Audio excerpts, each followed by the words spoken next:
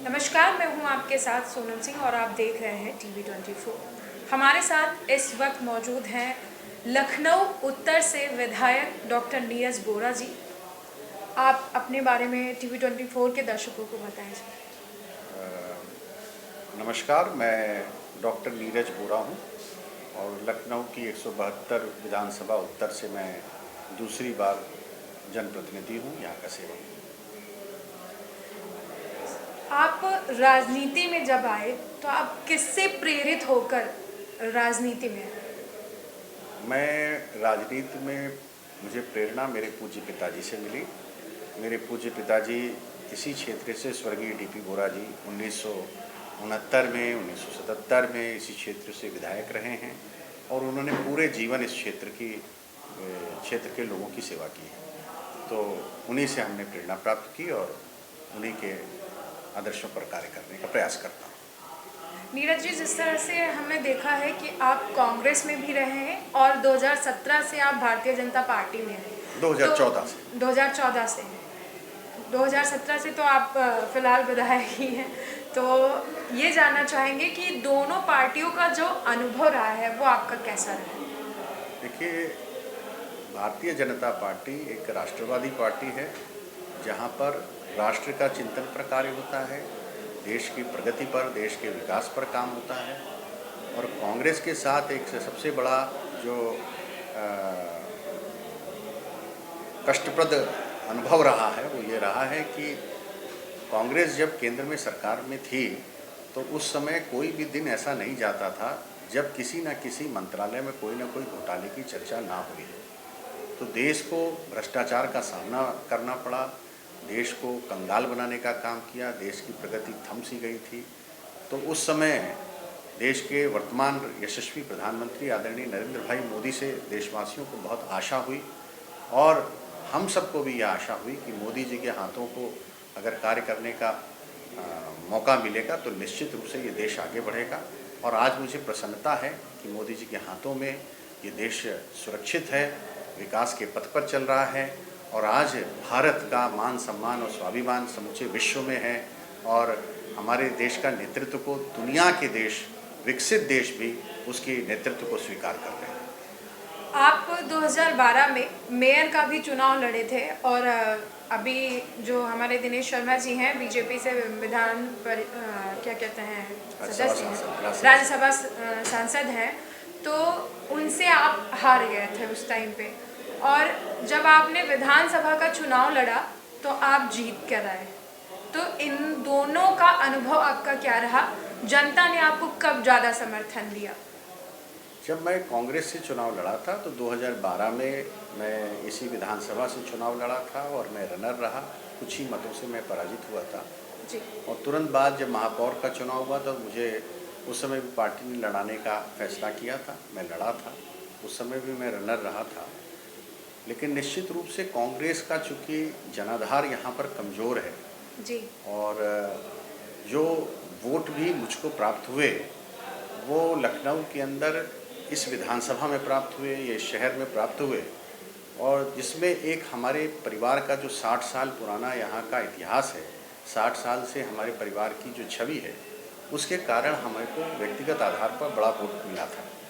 लेकिन निश्चित रूप से लहर के विपरीत था और 2014 में जब भारतीय जनता पार्टी की सरकार बनी और सरकार बनने के बाद उसने काम प्रारंभ किए तो 2017 में भारतीय जनता पार्टी के प्रति आकर्षण लोगों का बढ़ चुका था और बड़े पैमाने पे लोगों ने भारतीय जनता पार्टी का समर्थन किया। उसका लाभ हमको भी प्राप्त हुआ और पार्टी को भी प्राप्त हुआ और मुझे विजय हासिल हुई। नीरज जी, आप शिक्षा के क्षेत्र से भी आप जुड़े हुए हैं और चिकित्सा के क्षेत्र से, और ये दोनों हमारे प्रदेश के लिए बहुत अहम चीज़ें हैं।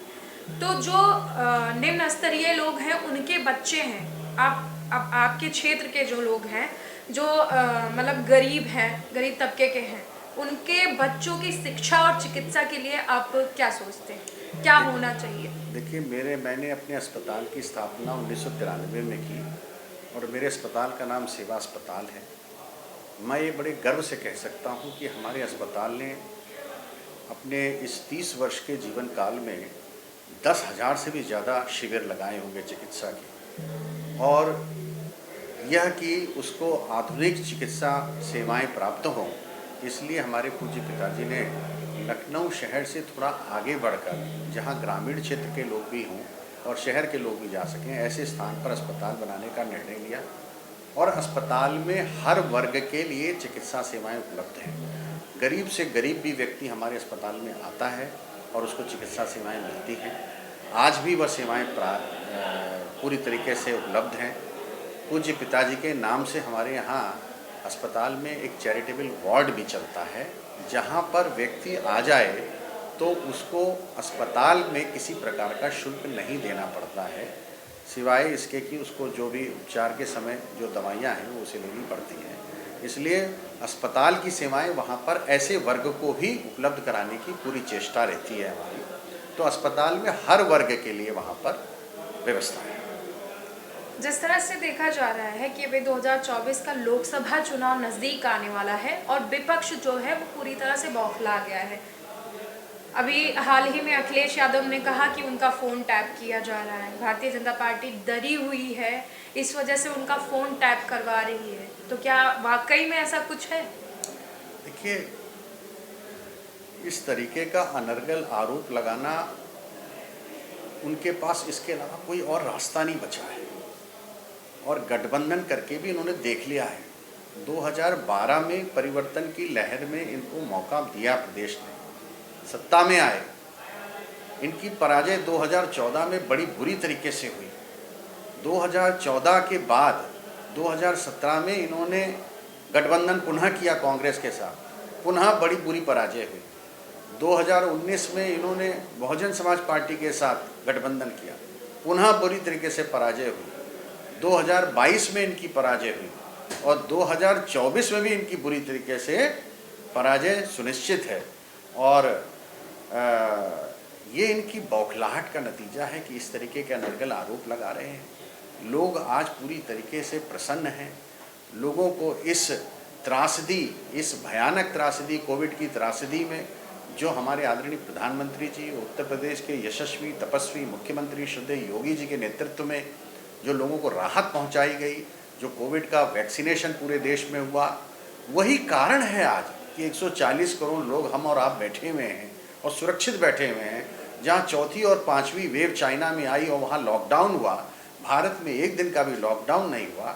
तो हर पैमाने पे हर चैलेंजेस और चुनौतियों का सामना हमारी सरकार ने किया और देश की जनता, जहां पर नौजवान से लेकर किसान से लेकर महिलाओं से लेकर हर वर्ग का ध्यान रखा जा रहा है, इसलिए इनके मन में बौखलाहट है।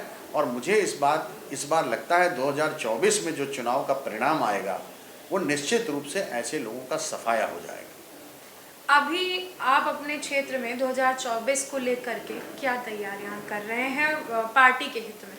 2024 को लेकर लखनऊ की उत्तर विधानसभा में बड़े पैमाने पर लोगों के बीच में संवाद स्थापित किया जा रहा है और जो कार्य, विकास के कार्य 2017 से लगातार चल रहे हैं, उस विकास की रफ्तार को गति देने का काम हो रहा है। ऐसे क्षेत्र जो हमारे यहाँ पर, जिनकी पहचान हो गई थी कि ये बीमारग्रस्त क्षेत्र माने जाते हैं, उनको लोग उसी नाम से पुकारने लगे थे। आज मैं कह सकता हूँ कि 2017 के बाद उन क्षेत्रों में महामारी हमने एक दिन भी नहीं फैलने दी और उस पर अंकुश लगाने का काम किया। बड़े पैमाने पे खाली प्लाटों में पानी भरा रहता था, आज वो पानी से मुक्त हैं। वहाँ पर सीवर के कनेक्शन हो चुके हैं। बरसाती पानी जो 2 महीने आता है, उसके लिए मैं उत्तर प्रदेश की सरकार को धन्यवाद देता हूँ, आदरणीय मुख्यमंत्री जी को, आदरणीय रक्षा मंत्री जी को और उत्तर प्रदेश के नगर विकास मंत्री आदरणीय अरविंद शर्मा जी को धन्यवाद देता हूँ कि उन्होंने एक झटके में 8.5 किलोमीटर से लंबा नाला, 8.7 किलोमीटर लंबा नाला, जिसके लिए 47 करोड़ रुपए की आवश्यकता थी, उसको एक दिन ही उन्होंने पारित किया, जिसका निर्माण प्रारंभ हो गया है और अगली बरसात आने से पहले वह नाला निर्मित हो जाएगा। तो मुझे लगता है कि जल निकासी की समस्या से हम इस क्षेत्र को मुक्त कर देंगे।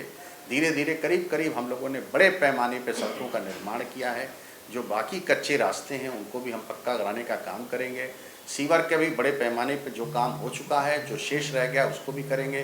पेयजल को लेकर भी हम लोग गंभीर हैं, उस पर भी हम लोग कार्य करने का प्रयास कर रहे हैं। और जो विकास के लिए और मापदंड होते हैं और आवश्यकताएं हैं, जैसे कि एक बड़ा अस्पताल का निर्माण जिसका शिलान्यास हो गया है, जो दाऊदनगर में बनने जा रहा है, उसका निर्माण होने से इस क्षेत्र के लोगों की स्वास्थ्य सेवाओं में बड़ा फ़ायदा होगा।